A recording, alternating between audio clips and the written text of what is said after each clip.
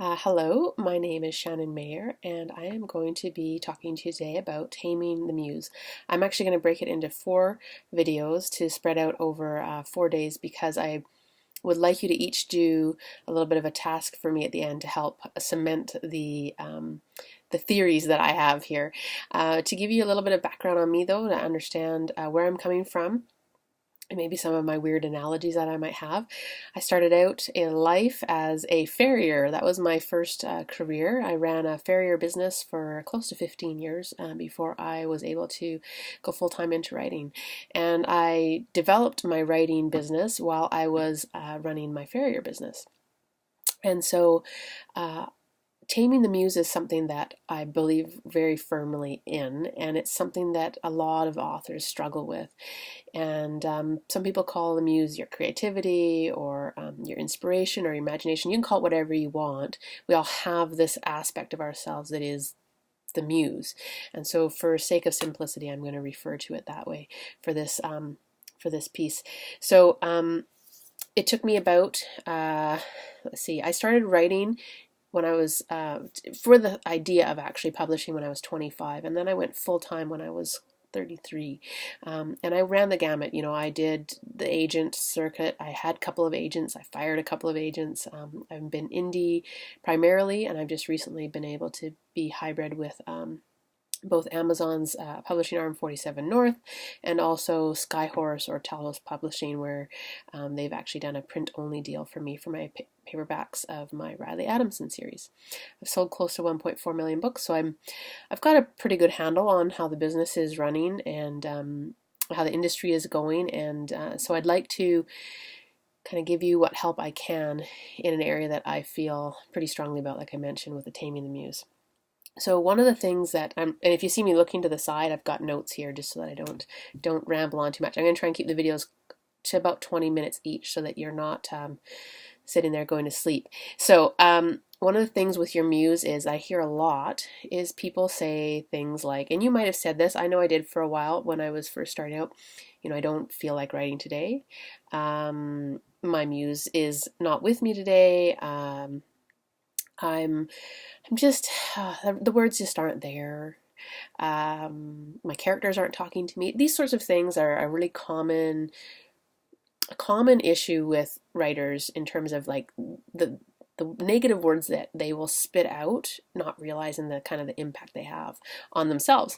And they're negative because they're basically saying that your muse is in control of when you write and how you write, as opposed to the other way around. And so one of the things that I've talked about in other podcasts and whatnot is that your muse is your bitch, not the other way around. Your muse works for you, and if it's not working for you, then we need to change that. And I have some tips and tricks in how to get you there. So one of the problems that can be an issue for you with your muse is if you're writing in the correct genre for yourself. So what I'm going to have you do, so I'm going to have you, in just a minute, I'm going to have you pause this video, and I'm going to have you write on a little piece of paper to your side the different TV series that you watch on a regular basis. And the reason I want you to do this is the type of shows or movies that you're attracted to, or games if you're a gamer, that you're attracted to are a better fit for your style probably than you realize. So go ahead and pause, write down your however many they are, can 5, 10, whatever you've got, and I'll wait a minute. You pause and come on back. My goodness, my stomach's grumbling for those of you who didn't pause. Okay, I'm going to assume that you have now come back with your list of TV shows, and I want you to do a tally of them. Because I kind of lied. It's nothing to do with your genre. Maybe some of you guessed what I was up to. I want you to tally up how many hours a week you are watching TV shows, going to the movies, gaming. Those are kind of your top 3. This is really important because, first of all, no one's going to see this but you. So you can pause it again if you want. Pause the video again if you want, and do your tally. And then when you're back with your tally, what I would like you to recognize is how many hours you are spending watching TV, going to movies, gaming. These, like I say, these are the kind of the top three. We're going to talk about other things too, but these are kind of the top three things that are time sucks. And they're important because they directly affect your muse, your creativity. So I'm going to give you an example. I'm going to use my husband as an example. So my husband is a very hard worker. He's a farmer. He gets up in the morning, usually around 8 o'clock. He's not a early rising farmer. Lucky for him, he's got his wife to take care of things. So, but he gets up around 8 and he watches the news for probably about an hour, give or take. And then he goes to work for a while, comes home lunchtime. Lunchtime is usually about an hour again where he breaks and he watches TV. And then he gets home in the evening at dark, whenever dark is, depending on the time of year. But right now it's winter time. So he's home by 5. The TV goes on, and it's on from 5 o'clock until 11. So that's 8 hours. That's 8 hours a day of TV. And he does work. It's not that he isn't working, but that's how much TV he's watching. So in a week, he's actually got more than a full-time job watching TV. Now, hopefully none of you are quite that far into it, but if you are, just recognize that this can be broken. These habits can be broken. And it's important to consider it because especially if you have a day job, which I'm going to assume most of you are not full-time writers yet.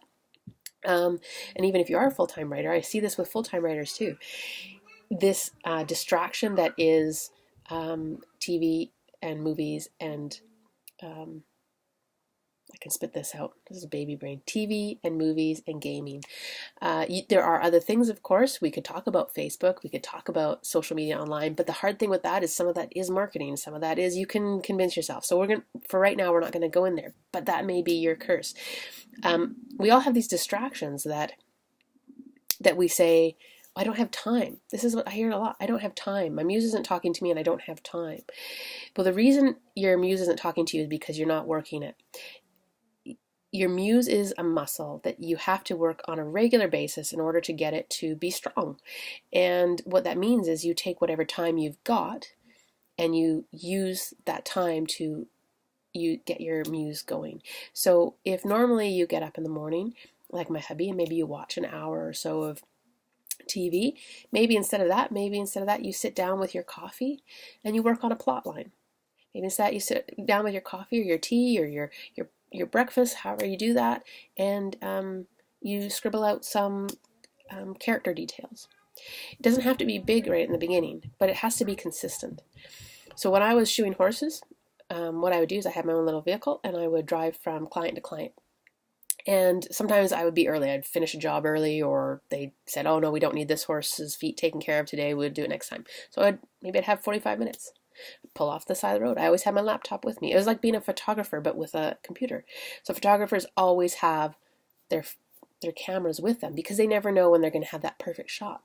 I never knew when I was going to have 5 or 10 minutes or half an hour, 45 minutes. And so I always had my laptop with me. I would pull off to the side of the road. I would pull into a Walmart parking lot and I would write for half an hour, or whatever I had.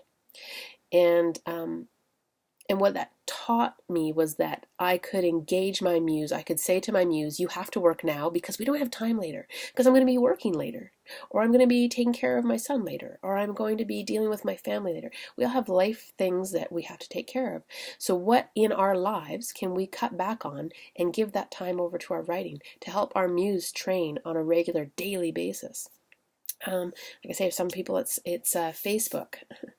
I can be guilty of that too, and so please recognize too as I go through this that I can be as guilty of these things as anyone. But I recognize them, and so when I recognize that maybe I don't need to be sitting in front of the TV while my hubby's watching it, I will go in the other room and I will work on my laptop.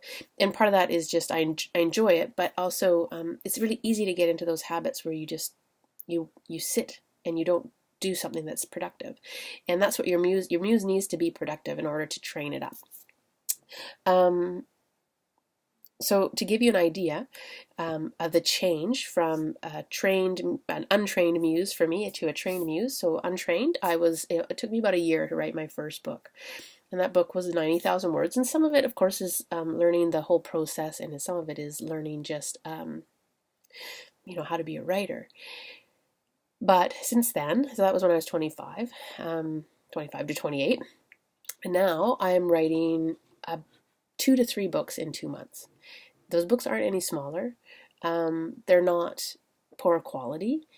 I keep a high quality standard for myself, but what it is that just like anything that you get practiced at, that practice allows you to do as good or better quality at a higher rate. And this was the same for my shoeing business, and I use that as an example because when you first started shoeing, I'm sorry, my cat's clawing my legs, so excuse me while I smack her. When I was shoeing horses, when I first started, it would take me 2.5 to 3 hours to shoe 4 feet. And I was exhausted at the end, and I felt like I was going as fast as I possibly could go. I felt like I was doing everything I could do to do a good job and still to get the job done in an efficient amount of time. And yet when I finished my career, I was shoeing 4 feet in 45 minutes. And that's because I practiced it every day, and your body got used to it. Your muscles got used to it. So that's what we're talking about. Your muse needs to be practiced and worked with every day so that your mind starts to recognize that when the laptop is open, wherever you are, whether you're in an airport, when you're on the transit going to and from work, whether you're having to get up at 6 o'clock in the morning. I did that a lot. I got up early to write. I stayed up late to write. This was before children. I still could sleep 8 hours even with that things. So you're training your muse daily. You should be working daily and finding time in your life to set aside for it. I mean, I can't tell you how many retirees tell me, well, I'm too busy. I'm like, well, yeah, you got no sympathy for me, man. No sympathy. I ran a business. I ran a farm.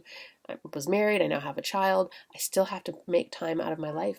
It means sacrificing some things in your life in order to move forward. You know, I think what you all need to ask yourselves is, what are you willing to give up to be where you want to be in a year? Look a year out. What are you willing to give up? Are you willing to give up some TV time? Are you willing to give up maybe some extracurricular hobbies? Are you willing to give up some sleep? Are you willing to give up vacations? Are you willing to give up socializing at work instead of maybe working at your desk? We all have this opportunity to use to give your muse the opportunity to work. And that is the only way we're going to become more prolific writers, the way we're going to produce books, the way we're going to produce good books, because this is the other side of things that people don't talk about, is the more that your muse works, the more it works for you. It's kind of like a savings account, you know. You put time into it, and it's amazing what starts to come out. I mean, I used to be worried when I started. I thought, I only have a couple of book ideas. What happens if I run out? It's not been an issue, because the more I worked my muse, the more I realized that there was this well in there. And yes, you can feed the well, and you talk about people feeding the well, and it's really important to feed the well. But what can happen is this idea that you need to feed the well every day. I need every day to have some time to do whatever it is that you want. No, that's not how it works. This is a job. This is a business, and your muse will get better at doing what you ask it. In fact, I can guarantee that if you set aside time every day for the next year, you'll be shocked at the results. This video, I'm going to wrap it up here in a few minutes, is really about you understanding, helping you understand that your muse works for you. That is the core of this particular video. And that if you don't work it, that it won't get better. You will still have those days where you feel like, oh, you know, I don't feel like writing. My muse is sleeping right now. Whatever people say, I said them too. I said these things in the beginning. I don't feel like writing today. But the reality is that that's not a valid excuse for writers. Can I help you? Seriously, I'm trying to help people here. So this video, what I would like you to do is to write out. Now she's standing on my papers. Everyone say hello to Oka. She's a rotter. What I'd like you to do is to write out a full week of your life. Just an average week. You know, if you work Monday to Friday, say Monday to Friday, 8 to whatever, or 9 to whatever, and what you do on the weekends. And I want you to